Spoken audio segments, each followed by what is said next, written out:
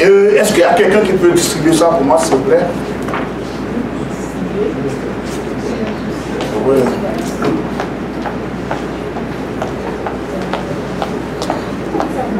Il y a 2 copies de chaque.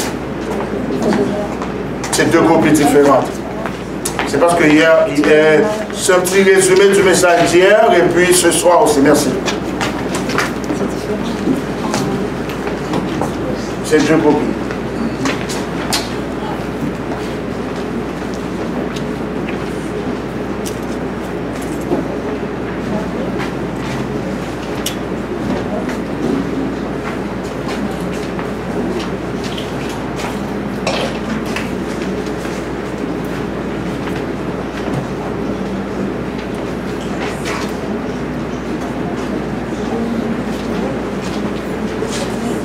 Oui, c'est que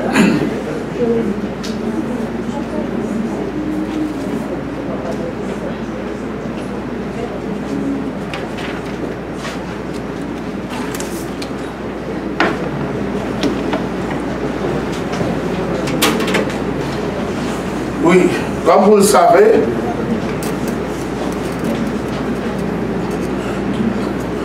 savez, depuis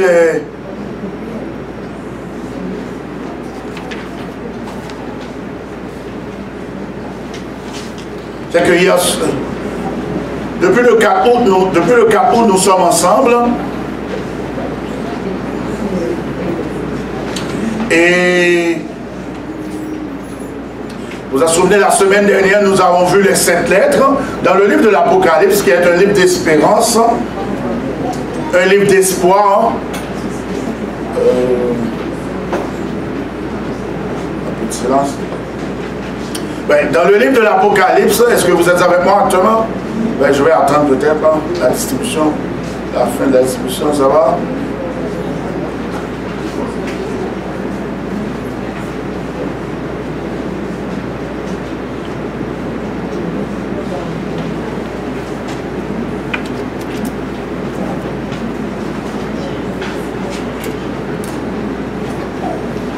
Ok, vous y êtes now?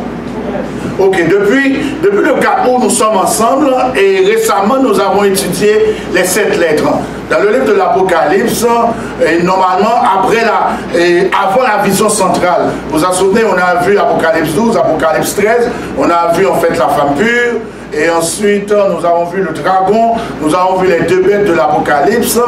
Mais avant ça, il y a ce qu'on appelle, dans le livre de l'Apocalypse, il y a beaucoup de 7. Il y a 7 esprits, il y a beaucoup de 7. Parce que 7 représente la plénitude, le total, c'est le chiffre de Dieu, c'est un chiffre divin. Et normalement, les 3 grands 7, ok, si on pourrait dire ça comme ça, les 3 grands 7 qu'il ne faut pas oublier, c'est 7. Même si vous oubliez, bon, on ne peut pas les oublier quand même là, mais les 3 grands 7 avant Apocalypse 12 ou 13, c'est quoi? 7 églises ou 7 lettres, 7 sceaux, good job, 7 trompettes. Et ensuite après nous allons tomber dans ce qu'on appelle, que cette semaine je vais voir avec vous, le millénium. Nous allons parler aussi, en fait, nous allons parler aussi des 7 plaies, les 7 dernières plaies. Et nous allons voir le millénium, nous allons parler du retour de Jésus, du millénium. Le retour de Jésus, c'est demain soir, je vais voir ça avec vous. Demain soir, quel sujet qu'on va voir? Sœur Josette m'a posé une question hier soir, notre invité, et c'est demain soir que nous allons voir le retour de Jésus. Ensuite, il ne reste pas grand-chose de temps, hein, le retour de Jésus. Après, je vais voir avec vous le millénium, je vais voir avec vous la dernière bataille, l'Armageddon. C'est quoi ça, Armageddon? La dernière bataille, la bataille finale. Je vais voir ça avec vous et la semaine, c'est déjà fini. Vous comprenez? Moi, je trouve ça trop court. Hein? Normalement, des fois, je prêche 4 semaines. Si j'avais 4 semaines, j'allais voir plus de sujets avec vous. Mais comme c'est 3 semaines, j'ai dû pas mal, comment on pourrait dire ça là? J'ai résumé beaucoup de choses. Donc, mais en tout cas, quand même, je vous ai donné l'essentiel. Qu'est-ce que je veux pas dire par l'essentiel? L'essentiel du message adventiste. Nous avons vu presque quand même tout ce qui est essentiel. Ok? Les 54 000, je pourrais faire un sujet toute une soirée avec ça. mais je vous ai résumé ça. Les 144 000 se trouvent, comme je vous l'avais dit hier soir, se trouvent au chapitre 7 du livre d'Apocalypse. Et 144 000, c'est Dieu qui est en train de sceller son peuple. Ok? C'est Dieu qui est en train de sceller son peuple. Et vous remarquez que les 6 sceaux, les sceaux commencent au chapitre 6. Et c'est au chapitre 8, le 7e sceau apparaît. Le 7e sceau qui est quoi? Hein? Le silence dans le ciel. Donc au chapitre 6, et nous avons vu les 6 sceaux. Et ensuite, on pourrait dire, on a une sorte de pause. On a une sorte de pause parce que le 7e sceau, c'est le retour de Jésus. Peut-être que c'est pas exprès. On pourrait dire que... Non, est-ce que je pourrais dire pas exprès? Peut-être que je pense que c'est Dieu qui a décidé. On voit que la main divine qui est en arrière de ça. Parce qu'on a une pause entre 6e et on a une pause de chapitre 7 pour nous expliquer que Dieu est en train de nous sceller. Et ce scellement a commencé depuis 1844.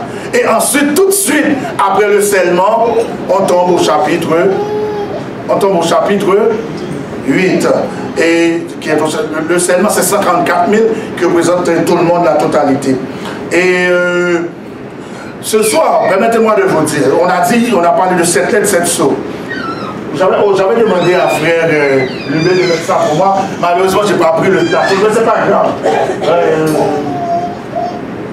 En tout cas, ça c'est bon. Normalement, le sanctuaire que j'aime là, l'image que j'aime, bon, je ne l'ai pas, mais c'est pas grave. On peut voir ça. Les 7 lettres, vous savez que quand Jean a vu Jésus, il l'a vu où? Au milieu des 7 chandeliers. Donc, vous vous en souvenez, une fois je vous avais parlé, je vous avais dit que Dieu suit tous nos mouvements sur la planète Terre à travers quoi? Le sanctuaire. Et c'est pour de vrai. Hein?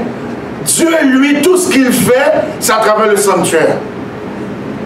Donc, tu comprends? Donc tout ce que Dieu fait, il regarde nos mouvements, toutes les actions humaines, tout ce qui se passe, même dans le ciel, tout se passe à travers le sanctuaire. Ok? Donc vous vous en souvenez, je vous avais dit actuellement. Actuellement, vous êtes venu ici pour étudier la parole de Dieu. Votre vie circule. Où Dieu voit votre vie? Où il est en train de vous analyser là? Dans le lieu saint. Précisément où? À la table des pains. Oui, c'est ça que je voulais. Good job. Yes. Donc, je ne sais pas si vous pouvez voir la table des pains de proposition comme normalement, je n'ai pas la chose à vous regarder. Vous voyez ça, cette table des pains de proposition.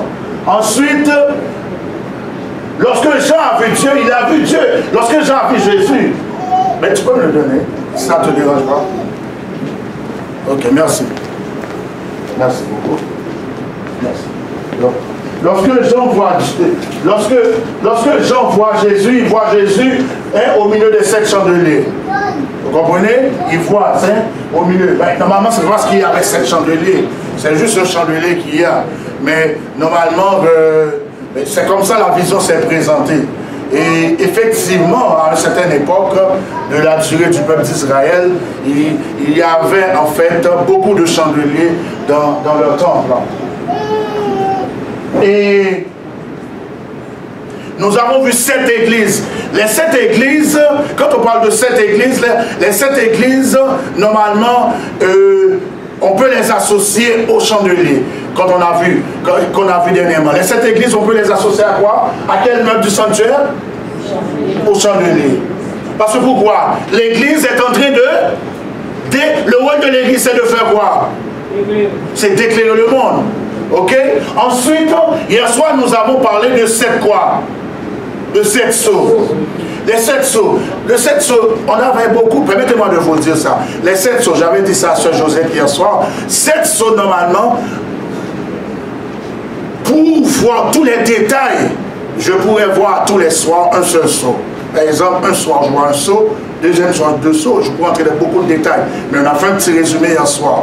Mais même si on a fait un résumé, le résumé était quand même parfait. C'était bien quand même. Bref, donc, les sceaux, normalement, les sceaux sont représentés.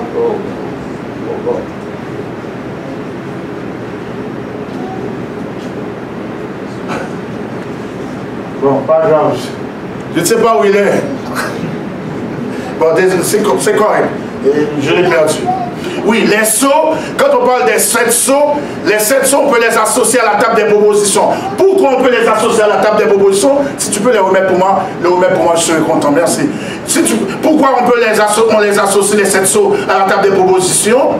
C'est parce que les 7 sceaux, normalement, pendant cette sceaux, vous avez vu durant cette période, la période depuis la période apostolique jusqu'à la période de Philadelphie, ou tout au moins de Laodicée. Vous avez vu comment, normalement, la parole de Dieu, on a eu ce qu'on appelle une famine, mais cette famine, il manquait de blé, il manquait d'orge, il manquait de certaines choses, mais ce qui représente ce qui voulait tout simplement dire qu'il y avait une famine spirituelle.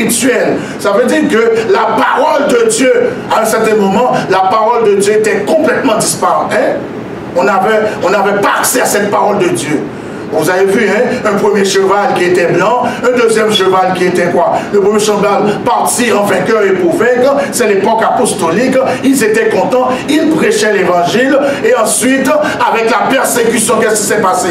Avec la persécution, qu'est-ce qui s'est passé, bien entendu, après la persécution qui représente le cheval roux, ça veut dire rouge, ou peut-être rouge, normalement le peuple de Dieu, il y a du sang qui a été versé, le peuple de Dieu a été malmené, et c'est ce qui représente effectivement ce cheval roux, ou peut-être ce cheval rouge, et ensuite le peuple commençait à entrer dans toutes sortes d'apostasie, et on a vu que la parole de Dieu disparaissait au fur et à mesure.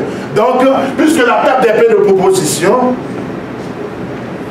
là, vous voyez, il est ici, puisque la table des pains de proposition normalement représente, quand Jésus a dit je suis le pain de vie, right? Puisque ça représente la parole de Dieu,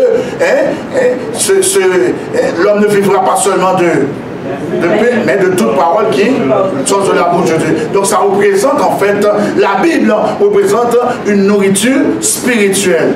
Donc les 7 sceaux représentent la table des pains de proposition. Mais quoi? C'est parce que il y a eu toutes sortes de tribulations, l'église s'est apostasiée et ils ont caché la Bible, les gens n'avaient pas droit de lire la Bible, et c'était la noirceur totale, et c'est ce que cette table de proposition représente. Ce soir, nous allons nous concentrer sur les 7 trompettes. Les 7 trompettes, c'est quoi? Une façon pour vous expliquer. Et en venant, j'étais dans la voiture, j'ai dit Seigneur, donne-moi ton Saint-Esprit, envoie-moi ton Saint-Esprit, et dis-moi, donne-moi un indice, comment je pourrais résumer ça pour aider les gens à mieux comprendre. Et le Seigneur m'a éclairé un petit peu pour vous aider à mieux comprendre ça. Vous savez que les 7 trompettes représentent le jugement de Dieu. Vous vous souvenez en Égypte, qu'est-ce qui s'est passé? Lorsque le peuple de Dieu est arrivé en Égypte, qu'est-ce qui s'est passé? À un certain moment, on maltraitait le peuple de Dieu. Et pour pouvoir sauver son peuple, qu'est-ce que Dieu va faire? Dieu va envoyer un certain nombre de plaies. Pour sauver son peuple, qu'est-ce que Dieu va faire? Il va envoyer un certain nombre de plaies. Et bien c'est ce qui se passe. C'est qu'avec les 7 églises, quand on prend 7 églises, quand on prend 7 sceaux, quand on prend 7 trompettes, chacune, en fait, et on pourrait dire que ce soit 7 sceaux, 7 trompettes, et ils commencent à la même époque. Vous comprenez? Les 7 sur les 7 trompettes commencent à la même période. Donc, Dieu ne voulait pas nous confondre. Il ne voulait pas que nous soyons confondus ou peut-être confus. C'est pourquoi il a divisé les événements en trois peut-être catégories différentes. Première catégorie, il appelle ça 7 lettres. Deuxième catégorie, 7 sceaux. Et troisième catégorie, Dieu l'a appelé en fait 7 trompettes. Mais 7 trompettes, pourquoi? Parce que dans les 7 églises, on a vu que le peuple de Dieu était persécuté, était très persécuté. Qu'est-ce qui s'est passé? C'est que l'église l'église était apostasée, tombée dans l'apostasie. Il y en a un groupe qui les dénonçait, mais l'église était très persécutée. Mais Dieu ou Jésus intervenait durant l'histoire de ce peuple pour prononcer son jugement, ou tout au moins ça, pour évaluer l'église. Quand l'église fait un bon coup, Jésus va dire bravo. Vous en souvenez? C'est ça les 7 lettres. Quand l'église fait un bon coup, Jésus dit bravo. Vous en souvenez les points positifs. Mais quand l'église fait un mauvais coup aussi, vous comprenez? Jésus dénonce, il dit non, ce que tu as fait, c'est pas bien. Vous vous en souvenez, peut-être la première lettre, il dit tout ce que tu fais, c'est bien, mais sauf que tu as abandonné ton premier amour. Quand tu fais les bons coups, Jésus, il n'est pas là pour nous, il n'est pas là seulement pour nous châtier, mais Jésus est là pour nous encourager à avancer de l'avant. Et Dieu veut sauver tout le monde sur la planète. Qu'est-ce que j'ai dit? Lorsque Dieu avait choisi en fait le peuple d'Israël, il n'avait pas choisi le peuple d'Israël parce que c'était un beau petit peuple. Non, le peuple d'Israël était un pécheur. Lorsqu'il a appelé Abraham c'était un idolâtre. Il servait les idoles quand Dieu l'a appelé. Comprenez? Donc, Dieu a choisi le peuple d'Israël, c'était pour éclairer le monde. Tout comme aujourd'hui, Dieu se sert de nous pour éclairer les autres. Donc, Dieu veut sauver tout le monde. C'est pourquoi il intervient dans l'histoire. Lorsque, en fait, quelqu'un fait quelque chose, il intervient pour te reprendre. Mais si c'est quelqu'un d'autre qui t'a poussé à le faire, il va intervenir, même s'il va te venger. Ce n'est pas nécessairement te venger. Pourquoi Dieu dit à moi la vengeance, à moi la rétribution. Quand on dit ça, c'est parce que Dieu veut te venger c'est parce qu'il veut détruire les autres. Non, c'est que son objectif c'est de sauver tout le monde. Des fois, Dieu va punir, mais c'est une punition pour t'amener à la repentance. Bravo. Vous comprenez? Mais c'est ça qui s'est passé. Pendant, on a le dragon ce soir, même si on ne prêche pas, mais j'aimerais que vous compreniez ce que je dis là. Parce que je sais que l'Apocalypse, je peux vous le dire, c'est complexe. Vous comprenez? Donc, les 7 lettres, on trouve que l'Église a fait des choses qui ne sont pas bien. Dieu intervient pour dire à l'Église, pour dire ce que tu fais c'est bien, ou peut-être ce que tu fais c'est mal. Mais en même temps, Dieu n'oublie pas celui qui encourt, celui qui force l'Église, ou peut-être qui permet à l'Église, qui encourage l'Église à tomber dans l'apostasie. C'est qui encourage l'Église à tomber dans l'apostasie? On sait qu'il y a un dragon qui est en arrière de ça, mais le dragon se sert de qui? De l'Empire romain. Oh, nous sommes à l'époque de Jean, par exemple. Si on prend l'époque de Jean, le dragon se sert de l'Empire romain pour faire tomber qui? L'Église. Est-ce que vous me suivez? Donc, Jésus intervient dans l'histoire pour juger l'Église, pour dire tes œuvres sont bonnes actuellement, mais tes œuvres sont mauvaises actuellement. C'est ça. Mais en même temps, c'est ça les 7 lettres, les 7 lettres, les 7 sur les 7 trompettes. Mais en même temps, il va juger aussi Rome. Parce que c'est Rome qui est la cause que le peuple de l'Église de Dieu tombe dans toutes sortes d'apostasie. Est-ce que vous me suivez? Eh bien, c'est ça les 7 trompettes. Les 7 trompettes, c'est que Dieu va intervenir dans l'histoire. Tout comme il intervient pour juger, pour dire à l'Église, pour dénoncer les actions de l'Église, pour dire ce que tu fais c'est bien ou c'est mal. Mais il intervient aussi pour dire à Rome, ce que tu fais là, c'est pas bien, pour juger Rome. Mais en jugeant Rome, c'est pas juste pour pouvoir détruire Rome, ou peut-être détruire les gens de Rome, mais c'est la population, mais c'est juste pour les amener à la repentance. C'est ça le jugement. C'est ça les jugements, je voulais dire. C'est ça les 7 trompettes. C'est ça que nous allons voir. Les 7 trompettes veut dire quoi? C'est le jugement de Dieu. Le jugement de Dieu qui va se tomber sur qui? Sur Rome. C'est ça les 7 trompettes. Vous comprenez?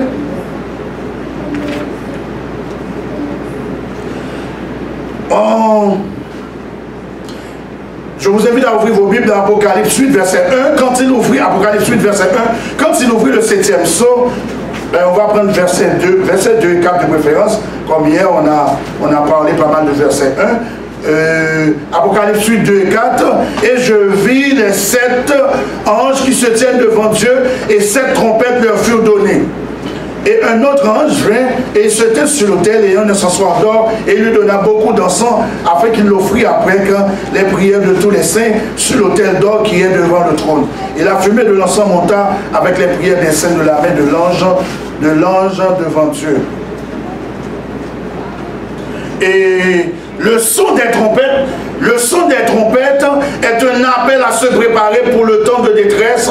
C'est un avertissement. Que veut dire, c'est quoi le son des trompettes? Qu'est-ce que j'ai dit? Le son des trompettes, c'est un appel à se préparer pour le temps de détresse. Les trompettes constituent une sorte de d'avertissement. Il ne faut pas l'oublier. Ces trompettes avertissent d'événements qui sont semblables aux 7 dernières plaies du chapitre 16. Et le Seigneur, au chapitre 16, il va avoir 7 dernières plaies.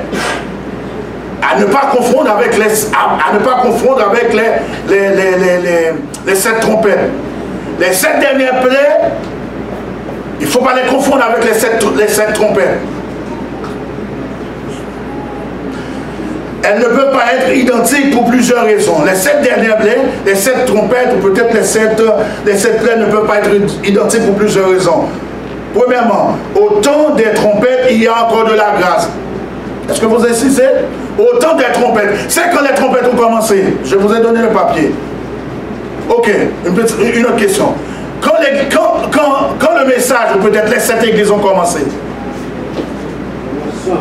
En l'an 31, oui, aux alentours de 31 ou 33. Ok. 7 sont commencés quand? Les 7 sont commencés quand?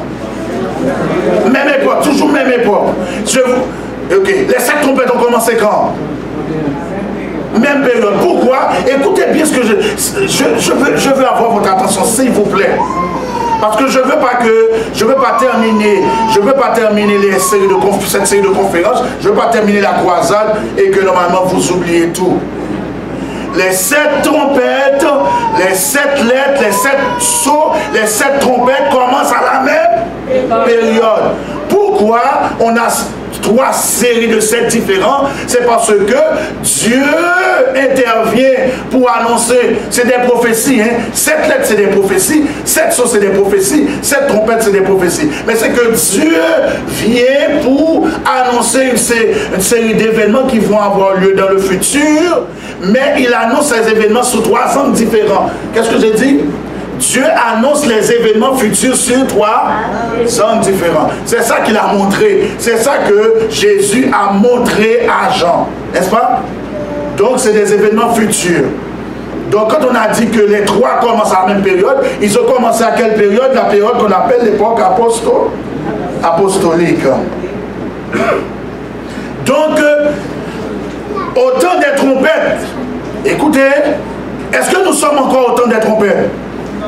Oui, nous sommes au temps des trompettes. Les trompettes ont commencé quand? Avec l'église apostolique. Ils ont commencé avec l'église apostolique en 31. Est-ce que nous sommes encore au temps des trompettes? Oui. Oui, je vais poser une autre question encore. L'histoire de l'église a commencé quand? Est-ce que nous sommes encore au temps de l'église? Oui. Quelle église? Good job. Les 7 sont commencés quand? Avec l'église apostolique. Est-ce que nous sommes encore au temps des 7 sceaux? Oui. Vous me saisissez? Oui. Ok. Donc ce soir nous étudions les 7 trompettes. Les 7 trompettes ont commencé quand? À la période apostolique. Est-ce que nous sommes encore au temps des trompettes? Oui. Les trompettes, je vous le répète, c'est des jugements. Dieu intervient. Pendant qu'on nous maltraite, mais Dieu intervient. Ça veut dire que lorsque vous récitez cette chose, ce n'est pas une blague. Vous récitez ça, vous dites que 1000 tombent à ton côté, 10 000 à ta droite, tu ne seras pas atteint. De tes yeux seulement tu regarderas, tu verras l'attribution des méchants. C'est vrai. Lorsque vous dites que je donne, vous récitez ça, je donne en Ésaïe, je donne, je vous dis, je donne l'Égypte pour ta rançon, l'Éthiopie ça va à ta place. C'est pas une mince affaire, C'est que pendant que Satan s'est laissé servir, parce que Rome s'est laissé servir, Satan a utilisé Rome le dragon a utilisé Rome pour persécuter les chrétiens, Dieu intervient en même temps pour juger Rome. Est-ce que vous me suivez? C'est la même chose aujourd'hui. Les trompettes veulent dire que actuellement, au travail, pendant que quelqu'un vous ennuie, en autobus on vous ennuie, votre voisin vous ennuie, on vous donne des problèmes un peu partout, vous avez des problèmes un peu partout, Dieu vous dit que, à travers cette trompette, il dit que c'est juste pour dire que je suis en train de juger les autres. C'est lui qui a dit que à moi la vengeance, à moi la rétribution. Les trompettes, c'est comme si on pourrait dire, c'est comme si Dieu vous dit que c'est à moi la vengeance, à moi la rétribution. Mais actuellement, les trompettes, pendant que Dieu intervient, quelqu'un vous fait quelque chose, ou vous fait un abus au travail. Ça arrive, on vous fait un abus au travail. Exemple, ça arrive, que vous allez au travail, il y a un collègue qui vous donne des problèmes, ou peut-être un patron qui vous donne des problèmes. De ce coup, le patron tombe malade. Tu vas prier pour le Seigneur. Non, c'est pas qu'on veut des malheurs, allez lire les psaumes, vous allez comprendre. Les psaumes ont une puissance. Et puis vous priez pour cette personne, la personne, vous priez, vous dites, Seigneur, le patron me donne des problèmes.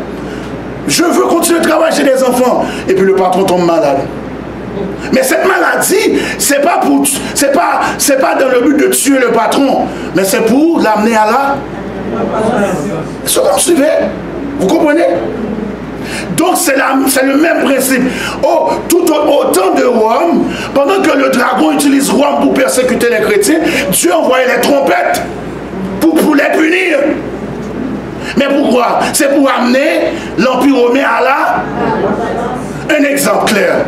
Qu'est-ce qui s'est passé au temps de Nebuchadnezzar? Nebuchadnezzar, qu'est-ce qu'il a fait? Il n'a pas maltraité le peuple de Dieu? Hein? Il n'a pas amené le peuple de Dieu en exil? Et qu'est-ce qui s'est passé?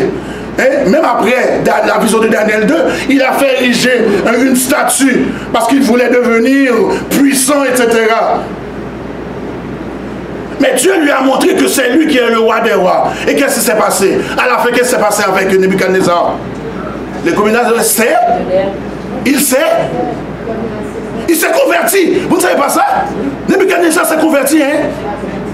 Vous ne savez pas ça? Oui, Nebuchadnezzar s'est converti. Dieu, vous comprenez, les trompettes symbolisent le jugement. Pendant qu'on vous maltraite, mais Dieu vous dit que je suis là pour juger ceux qui vous maltraitent. Donc c'est très important. Donc c'est ça que vous allez voir. Nous allons commencer à lire ça. Vous allez voir le premier saut. Le premier saut, qu'est-ce qu'il va voir? Vous allez voir de la grêle, etc. Toutes sortes de choses qui vont arriver. Donc c'est Dieu qui intervient pour juger l'Empire romain, parce que l'Empire romain persécute les chrétiens, ou tout au moins l'Empire romain persécute le peuple de Dieu. Est-ce que vous me suivez jusqu'ici? C'est très important ce que je vous dis là. Donc, autant des trompettes, est-ce que on a encore accès à cette grâce? Oui. Est-ce qu'il y a encore de la grâce? Oui. Actuellement, nous sommes autant des trompettes. Tout le monde sur la planète Terre, les politiciens, tout le monde, ils ont encore accès à la grâce. C'est pourquoi les trompettes, on pourrait les associer à quel meuble dans le sanctuaire? Je vais voir qui c'est que vous allez voir. À quel meuble? Je vais lire ça pour vous, vous allez me dire, je ne vais pas vous donner la réponse. On va lire Apocalypse 8, je vais lire ça pour vous, vous allez me dire. Vous allez me dire à quel meuble. Regardez, écoutez. Je vais le lire, je vais le reprendre. Et je vis les 7 anges qui se tiennent devant Dieu, et 7 trompettes leur furent données. Et un autre ange vint, et il se tint sur l'autel. Apocalypse 8, 2 à 4. 8, 2 à 4. Et il se tint sur l'autel, et un encensoir d'or. La réponse est là. Et on lui donna beaucoup d'encens, afin qu'il l'offrit avec les prières de tous les saints sur l'autel d'or qui est devant le trône. Donc, les 7 trompettes, on peut les associer à quel meuble? Hein? L'autel des parfums. Vous comprenez? Les 7 lettres, on les associe au chandelier d'or. Les 7 sceaux, on les associe à la table des pains de proposition. Pourquoi? Parce qu'à un certain moment, il y avait de la famine spirituelle. Le pain, les pains, c'est-à-dire le pain qui représente la parole de Dieu, la nourriture spirituelle, on en manquait. Et ensuite, actuellement, les 7 trompettes ici représentent les 7 les 7 sont associés à l'autel du parfum. Les trompettes sont un avertissement pour le peuple de se préparer. Tandis que lorsque les plaies tomberont, ils seront trop tard pour se préparer. Les 7 plaies vont tomber après la fin du temps de la grâce. Actuellement, est-ce qu'on est dans le temps, à la fin du temps de la grâce? Non. On est encore sous la... À un certain moment, le temps de la grâce va se terminer. Lorsque le temps de la grâce va se terminer, qu'est-ce qui va se passer? Les 7 plaies vont tomber quoi? Donc il sera trop tard. Les 7 plaies vont tomber après la fin du temps de grâce. Tous les désastres de l'histoire antérieure sont un avant-goût des derniers flots. Bien le Seigneur, ainsi, les 7 trompettes sont un panorama de la succession des royaumes de ce monde, dans leurs querelles et leurs conflits entre eux, mais toujours en relation avec l'œuvre de Dieu sur la terre. Mais il y a un message d'espoir et une bonne nouvelle. Actuellement, qu'est-ce qui s'est passé? On va faire une lecture beaucoup plus approfondie. On va faire une lecture et puis après je vais faire un résumé. Parce qu'actuellement, je vois qu'il est 8h23. Si je dois regarder chaque soir avec vous, parce qu'il y a beaucoup de détails, donc je ne pense pas qu'on y arrivera. Ce que je vais faire, on va lire et puis je fais un petit résumé, je laisse partir. Ça va être mieux parce que actuellement, il y a tellement de choses à voir, donc on n'aura pas de temps de tout voir pour ce soir. Juste les 7 trompettes, on pourrait à chaque soir voir une trompette à chaque soir. Mais il faut. Actuellement, j'aimerais demander à la technique de projeter pour moi Apocalypse 8, 5, 6. On continue. On va continuer de lire. On continue à partir du verset 5. Qu'est-ce qu'il dit?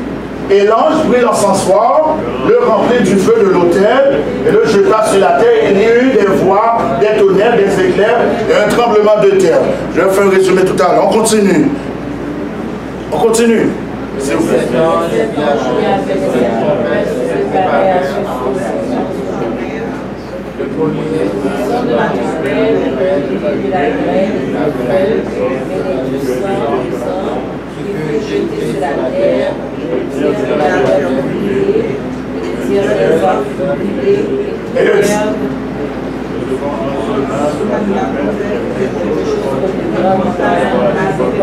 On va aller les 7 trompettes. Ok? Et quelque chose comme une grande montagne embrasée par le feu fut jetée dans la mer. Hein? Montagne, en passant, je profite pour vous dire, montagne représente royaume aussi. Ok? Les bêtes, normalement, symbolisent dans la Bible un royaume, mais montagne veut dire royaume aussi. Vous vous souvenez de la statue de Daniel 2? Hein? Ensuite, la petite pierre qui est devenue une grande montagne. Cette montagne représente quel royaume? Le royaume de Dieu. Montagne veut dire aussi royaume. Ok, on continue. Embrasé par le feu, ok. Et le tiers des créatures qui étaient dans la mer et qui avaient vie mourue, et le tiers des navires péris. Ensuite, le troisième ange sonna de la trompette et il tomba. Est-ce qu'on peut lire avec moi?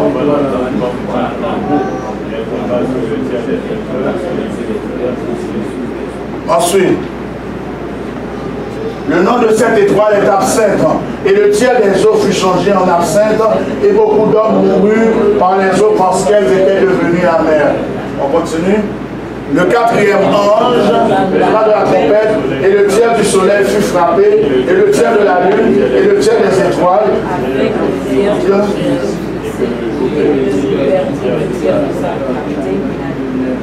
Le tiers ici représente beaucoup de gens. Ok, je vais vous donner des textes tout à l'heure. Ça représente beaucoup de gens dans l'Empire romain qui se sont fait tuer parce que pourquoi? Ils ont maltraité le peuple de Dieu. J'ai entendu un aigle qui volait au milieu du ciel, disant d'une voix forte, malheur, malheur aux habitants de la terre à cause des autres sons de trompette et de la trompette des 3 anges qui vont sonner. On continue jusqu'au 7e trompette, jusqu'à la 7e trompette.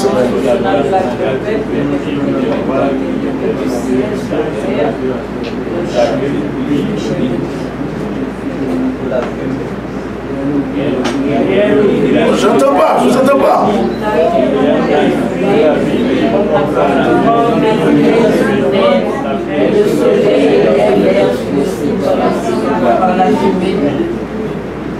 Il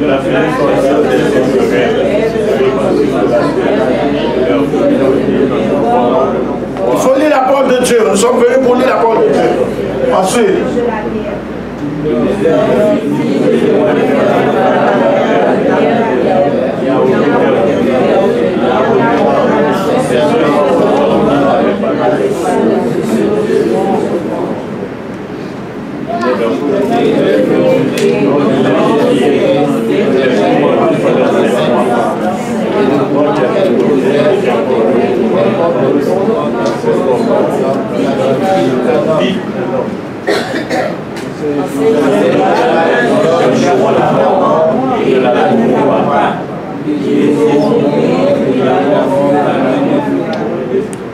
Ces sauterelles ressemblaient à des chevaux préparés pour le combat et ils avaient sur leur tête comme des couronnes semblables à de l'or et leur visage était comme des visages d'hommes. Ensuite, on continue.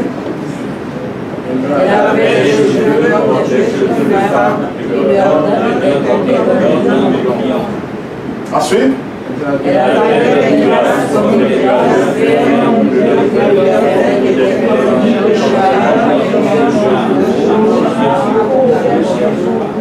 On a une aide jusqu'à 21. Continue.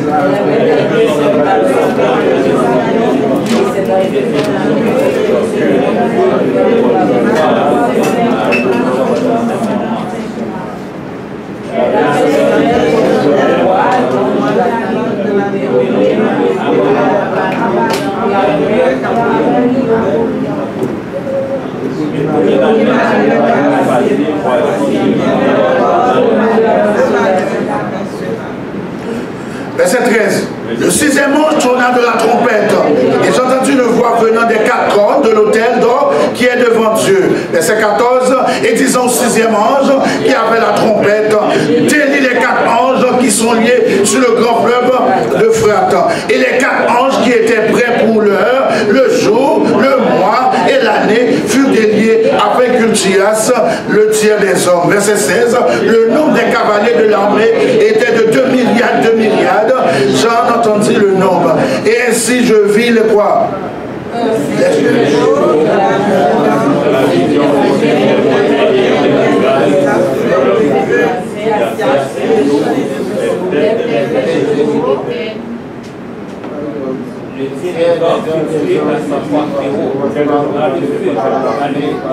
Qui sortaient de leur bouche. Car le pouvoir des chevaux était dans leur bouche et dans leur queue. Leur queue était semblable à des serpents ayant des têtes, et c'est avec elles qu'ils faisaient du mal.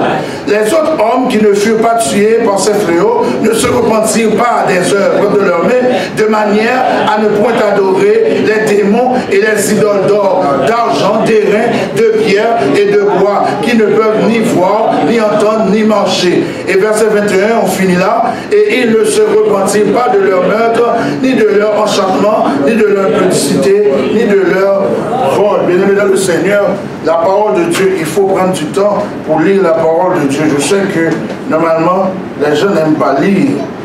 Ils veulent tout simplement, ils n'aiment pas trop lire la Bible, ils veulent tout simplement écouter. Je vais vous donner normalement quelques textes et ensuite je fais quelques commentaires pour vous. Ici, on a parlé en sang d'or, c'est Apocalypse 5, verset 8, qu'il a dit. L'encens d'or représente l'œuvre d'intercession du Christ. Qu'est-ce que ça représente? L'œuvre d'intercession du Christ. Prenez des notes. Ok, ensuite, on a parlé de beaucoup de parfums. Donc, beaucoup de parfums, vous pouvez trouver ça dans Psaume 141, verset 2. Et je suis en train de vous donner l'explication de quelques des symboles. Ok? Ensuite, on nous a parlé du feu de l'autel. Le feu de l'autel représente ici la colère de Dieu. Qu'est-ce que j'ai dit? Le feu de l'autel représente la colère de Dieu. Prenez des notes. Vous pouvez trouver ça dans Ézéchiel 9, verset 9 à 10 et verset 10 à 2. Vous pouvez trouver ça aussi dans 2 Samuel 8, verset 18. Vous y êtes? Ensuite, on nous dit que ça a été jeté de la terre. Ok? Jeté de la terre, ça veut dire fin de son œuvre d'intercession. Il va y arriver un moment, Jésus va cesser d'intercéder pour nous. Ok? jeté sur la terre, ça veut dire, vous avez vu l'encens qui a été jeté sur la terre, il va y arriver à un certain moment que Jésus va terminer son œuvre d'intercession. Apocalypse 22, verset 11. Ensuite, vous avez entendu, prenez note vite parce que je dois avancer, des voix, des tonnerres, des éclairs et un tremblement de terre. Ce qui représente, c'est les signes du retour du Christ. Dans ce que nous avons lu, nous avons entendu, il y a des voix, des tonnerres, des éclairs, un tremblement de terre qui sont des signes du retour du Christ. Vous prenez note? Vous pouvez trouver ça dans Apocalypse 11, 18, 19 et Apocalypse 16, verset 17, 18.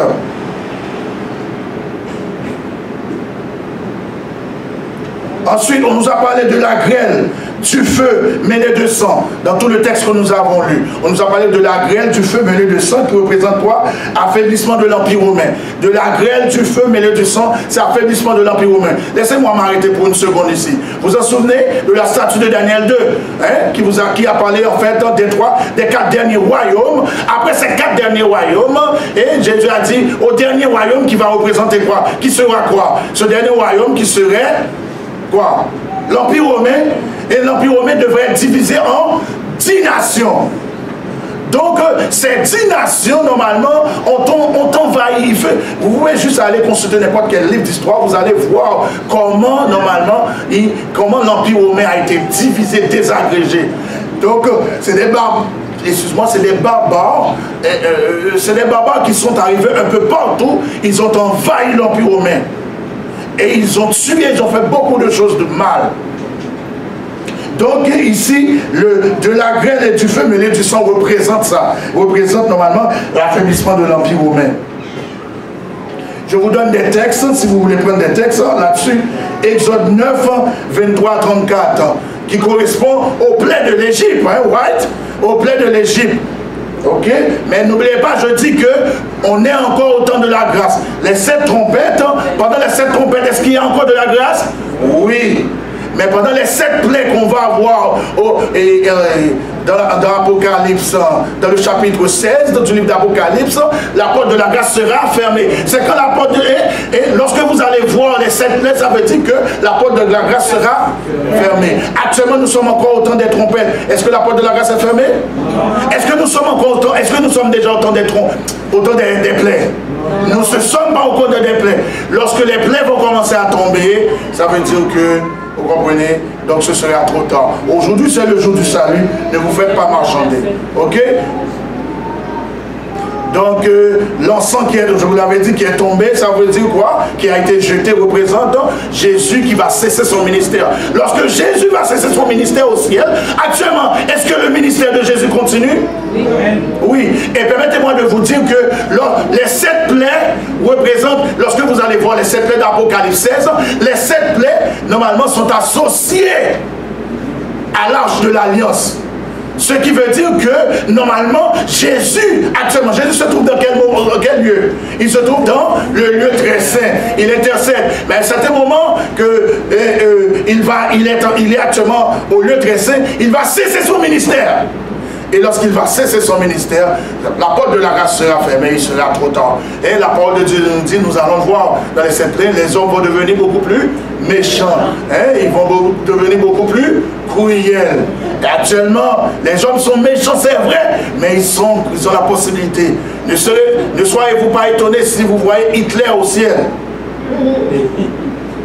Oui, il y en a qui disent que c'est impossible qu'Hitler soit au ciel parce qu'il s'est suicidé. Mais nous ne pouvons pas juger. Moi, je n'ai pas le droit de dire qu'il sera sauvé ou pas. C'est pas moi. Je ne suis pas dans le cœur d'Hitler. Vous comprenez? Et permettez-moi de faire un rappel rapidement. Tout à l'heure, je vous ai parlé de Nebuchadnezzar. Pendant que Dieu envoyait les trompettes représentent quoi? Pour pouvoir faire quoi?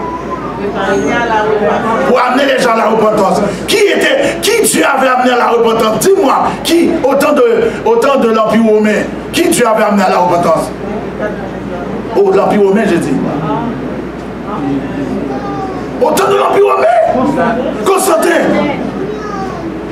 Bon, permettez-moi, j'ai fait beaucoup de recherches sur Constantin. Tu sais ce qu'on a dit de Constantin? Il y a beaucoup de prédicateurs qui disent que vous me suivez? Il y a beaucoup de prédicateurs qui disent que la conversion de Constantin, c'était en fait c'était une stratégie. C'est pas vrai, son force.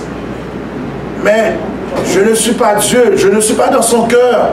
Je n'ai pas le droit de dire que la conversion de Constantin c'était une stratégie. Ils disent que c'était une stratégie pour vous voir. Ils faisaient semblant de devenir chrétiens pour mieux les maltraiter. J'ai fait une recherche. À l'époque de l'Empire romain, vous savez combien de pourcentage les chrétiens représentaient dans l'Empire? À l'époque de l'Empire romain, à l'époque même de Constantin, les chrétiens représentaient 5% du royaume. Pourquoi? Il s'est fait baptiser. Et jusqu'à présent, les scientifiques se posent des questions. Pourquoi il s'est fait baptiser? Les chrétiens représentaient 5% seulement du royaume. Et 95% des gens étaient des païens. Qu'est-ce que j'ai dit? 95% des gens étaient des païens. Les chrétiens étaient suisses, peut-être 5%. Il y en a d'autres qui disent 10. Il y en a d'autres qui disent environ 10%. Mais c'est aux alentours de ça. Mais on ne sait pas. Moi, je n'étais pas dans ce cas. Mais peut-être Constantin, qu'est-ce que... Vous vous souvenez? C'est Constantin qui a mis fait quoi? Allah? Bon, mais vous ne me suivez pas. C'est Constantin qui a mis fait à la persécution. Et il s'est converti. Peut-être que Constantin, normalement, c'est pour ça. Dieu envoie les trompettes. Pourquoi? C'est pour... Dieu envoie les trompettes. C'est vrai, les trompettes font mal. Parce que les barbares ont envahi l'Empire romain, vraiment. Ils ont massacré, ils ont fait des choses de mal. Mais Dieu c'était pas... Et vous avez vu, vous avez vu que Constantin s'est fait convertir. On va parler du tiers. Prenez des notes, on va... Le tiers représente un grand nombre de personnes. Que veut dire tiers? Un grand nombre de personnes. Zacharie 13, verset 8 à 9. On a parlé de tiers, qui représente un grand nombre de personnes. Ça veut dire que la persécution sera féroce et beaucoup de gens dans l'Empire romain seront tués. Hein? C'est ça qu'on a vu. Feu, grêle, toutes ces choses qui représentent ça. Ensuite, nous avons les arbres. On nous a parlé des arbres. Vous pouvez relire ça chez vous. Ok? Apocalypse 8 et Apocalypse 9. Vous relisez ça chez vous. Les arbres représentent le peuple de Dieu. Ça représente le peuple de Dieu aussi. Hein? Ça représente le peuple de Dieu. Et qu'est-ce qu'il a dit dans son premier verset 3? Qu'est-ce qu'il a dit? Il est comme un arbre planté près d'un courant d'eau qui donne son fruit dans sa saison. Ok. Ici, dans le texte, on nous a parlé aussi de feu brûlé, de quelque chose qui a été brûlé. On nous a parlé que, en fait, quelque chose qui a été brûlé, ça qui représente les martyrs. Ézéchiel 15, verset 5, 6. Ok, vous allez voir ça chez vous. Herbe verte représente les bonnes personnes. Herbe verte représente quoi? Les bonnes personnes. Vous pouvez voir ça dans 1 Pierre 1er, verset 24, 1 Roi 19, verset 26. Ensuite, dans le texte, on nous a parlé aussi d'une grande montagne embrasée par le feu. Ok, cette montagne représente l'Empire romain qui a été vaincu. Cette montagne représente qui? L'Empire romain qui a été vaincu. Vous pouvez voir ça dans Daniel. Je vous dis que dans Daniel, on dit qu'une montagne, regardez Daniel 2, verset 35 à 44, vous allez voir qu'une montagne représente aussi un empire. La montagne de Daniel représente l'empire de Dieu, Daniel 2. Ok, vous pouvez lire aussi Jérémie 51, verset 24, 25 et 42. Ensuite, on nous a dit qu'il a été jeté dans la mer. Ça veut dire qu'envahi par les barbares. À un certain moment de la durée, l'Empire romain qui persécutait, qui maltraitait les chrétiens, ils ont été envahis par les barbares, les 10 nations. Vous le savez, vous lisez Daniel 2 chez vous, et on peut qui parle de la statue, ou tout au moins Daniel 7 qui parle des animaux. Vous vous en souvenez des 4 grands animaux. On peut lire Daniel 7 chez vous, peut-être Daniel 8. Ok? Donc, les barbares qui avaient envahi, jetés dans la mer, envahis par les barbares, c'est l'Empire romain qui a été envahi par les barbares. Vous pouvez en fait lire Apocalypse 17, verset 15 à ce sujet, Isaïe 17, verset 12, ou peut-être Daniel 9, verset 26. Ensuite, le tiers de la mer. Dans le texte, est-ce que nous avons vu le tiers de la mer? Le tiers de la mer représente quoi? Le tiers de la mer représente beaucoup de gens. Je vous l'avais dit tout à l'heure. Dans Zacharie 13, verset 8 à 9. Beaucoup de gens.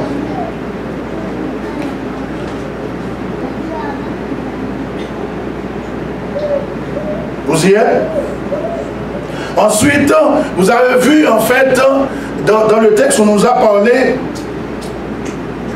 le tiers de la mer qui devint du sang, que représentent les guerres sanglantes à un certain moment, bien aimé dans le Seigneur, comme je l'avais dit, de la même façon que l'Empire romain persécutait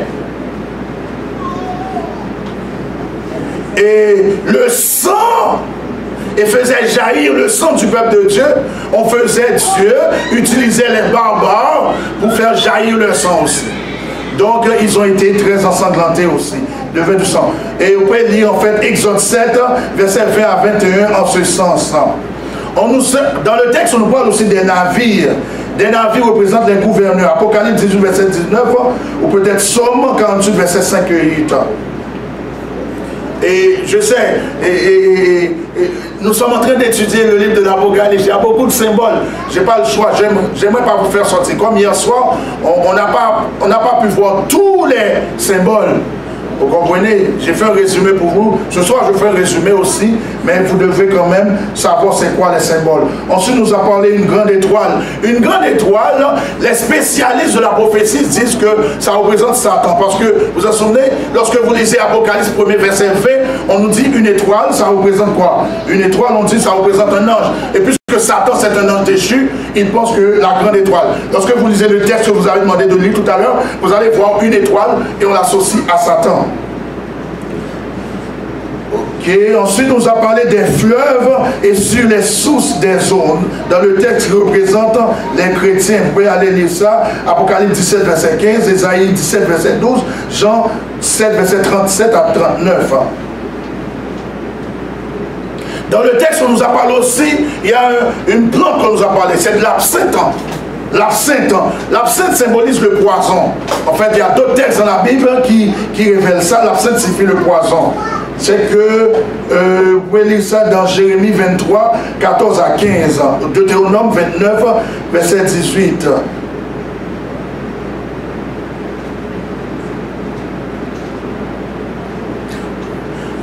Pourquoi? Je vous donne les textes, je vous explique ça, je vous explique les symboles. C'est parce que Dieu utilise beaucoup de symboles pour expliquer des événements et des choses qui vont arriver qui vont arriver dans l'Empire romain.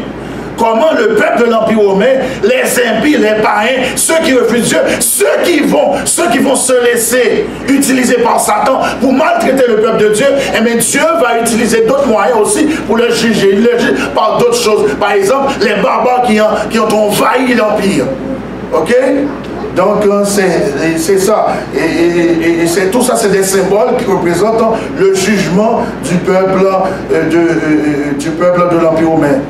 Ensuite, nous avons parlé le tiers du soleil fut frappé, et le tiers de la lune, et le tiers des étoiles. Vous vous en souvenez? Ok, on a vu ça tout à l'heure, le verset 12. C'est-à-dire, il y avait à un certain moment l'interdiction de lire la Bible. J'ai fait un petit résumé pour vous, les trompettes. Vous allez voir les époques chez vous. Je n'ai pas besoin de répéter ça. Ok, vous pouvez voir. Donc, à un certain moment, il y avait l'interdiction de lire la Bible. Parce que, l'étoile, ou peut-être les étoiles, ou la lune, et la lune, le soleil, la lune, les étoiles, dans la Bible, représentent le peuple de Dieu. À un certain moment, le peuple de Dieu représente le peuple de Dieu, et le peuple de Dieu qui est en train qui étudie sa parole, le peuple de Dieu qui se nourrit de la parole de Dieu. À un certain moment, il y a eu cette grande famine spirituelle, et le peuple de Dieu n'avait pas accès à la Bible. Vous pouvez voir, et pour vous aider, Ecclésiaste 12, verset 3 à 4, Deutéronome 28, verset 15, 28 à 29, vous pouvez lire aussi Jean 8, verset 12, ou peut-être Psaume 119 à 105.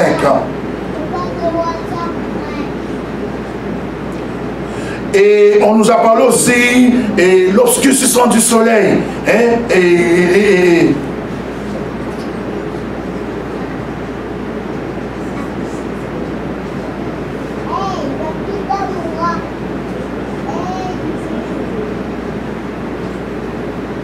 Le tiers, ok.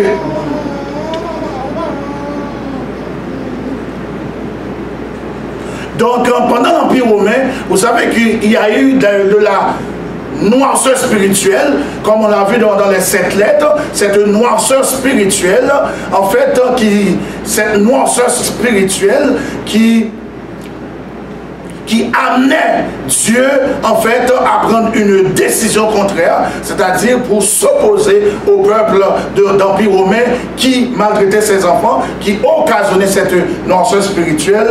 Donc on peut voir ça dans Ésaïe 50, verset 10, qui peut vous expliquer c'est quoi noirceur spirituelle, de Corinthiens 4, verset 3 à 4.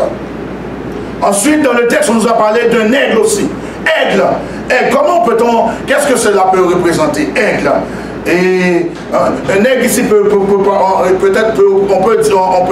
les spécialistes de la prophétie disent que c'est une puissance qui est persécutrice. Et dans le texte aussi, quand vous allez lire par exemple la sixième trompette, on vous a parlé de 6 mois. 5 mois, bien entendu. Des spécialistes l'associent en fait à la montée islamique. Certains spécialistes disent que non, ce n'est pas la montée islamique.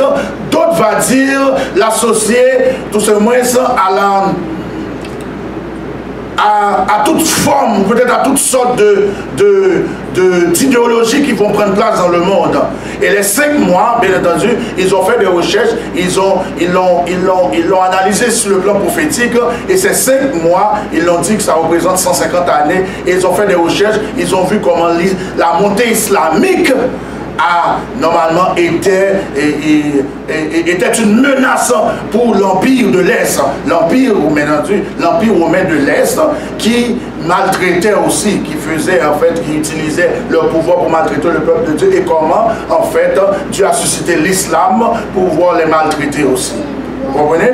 Donc, bien aimé dans le Seigneur, je sais qu'il y a beaucoup de symboles, ça vous fait peut-être ça peut paraître un peu trop, hein? Donc j'ai pas le choix de vous expliquer les symboles. Normalement, pour pouvoir entrer dans tous les détails, il a fallu prendre au moins une trompette par jour. Une trompette par soir, mais je ne pourrais pas voir une trompette par soir. Je suis obligé de voir je suis obligé de faire un petit résumé pour vous en ce soir. Je vais vous laisser partir, mais tout ce que vous devez retenir, je vous ai donné quand même pas mal de symboles pour pouvoir rentrer chez vous. Tous les symboles, allez relire ça chez vous, Apocalypse 8 et Apocalypse 9, normalement qui parlent des 7 trompettes. Les 7 trompettes symbolisent le jugement de Dieu. Contre qui? Le jugement de Dieu contre l'Empire romain. L'Empire romain qui faisait quoi? C'est l'Empire romain qui maltraitait le peuple de Dieu. Nous avons vu, comment Dieu est intervenu. Est-ce que vous pouvez prendre la dernière feuille avant de partir? La première trompette, et le premier portrait, c'est pluie de grêle et de feu. Ensuite, montagne dans la mer. Ensuite, étoile tombée du ciel. Ensuite, astre obscur. Vous vous en souvenez, étoile tombée du ciel? Normalement, les spécialistes de la Bible, ou peut-être les spécialistes de la prophétie, disent que l'associent en fait à Satan. Parce que Apocalypse 1er 20 dit qu'un ange, normalement, représente, associe une étoile à un ange. Et l'ange qui représente le peuple de Dieu aussi.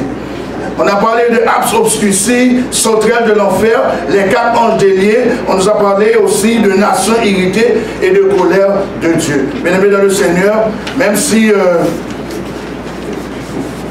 vous ne retenez pas tous les symboles, c'est pas grave. C'est pas ça qui est important de retenir les symboles. Mais une chose qu'il faut retenir, c'est que Dieu ne vous a jamais abandonné et ne vous abandonnera jamais. Pendant qu'on vous maltraite, pendant que l'ennemi fait des plans pour vous tuer, pendant que l'ennemi fait des plans pour vous humilier, pendant que l'ennemi vous donne des problèmes au travail, pendant que l'ennemi vous donne des problèmes en autobus, pendant que l'ennemi vous donne des problèmes dans la rue, pendant que l'ennemi vous donne des problèmes dans votre maison, dans votre voisinage, peu importe l'endroit que l'ennemi vous donne des problèmes, Dieu veut sauver l'ennemi. C'est pourquoi il intervient en même temps pour juger l'ennemi sous forme de trompette. Il vient pour juger l'ennemi, pour amener l'ennemi à la repentance. Mais si l'ennemi refuse de se repentir, ça c'est son problème. Mais Dieu intervient toujours en faveur de ses enfants. Il vient pour nous corriger, mais en même temps, il intervient pour demander à l'ennemi de stopper. C'est pourquoi il dit que vous êtes, et je donne l'Égypte pour ta rançon, l'Éthiopie et Saba à ta place, parce que tu pries à mes yeux et que je t'aime. Je donne des hommes, des peuples pour ta vie. Que Dieu vous bénisse. Amen.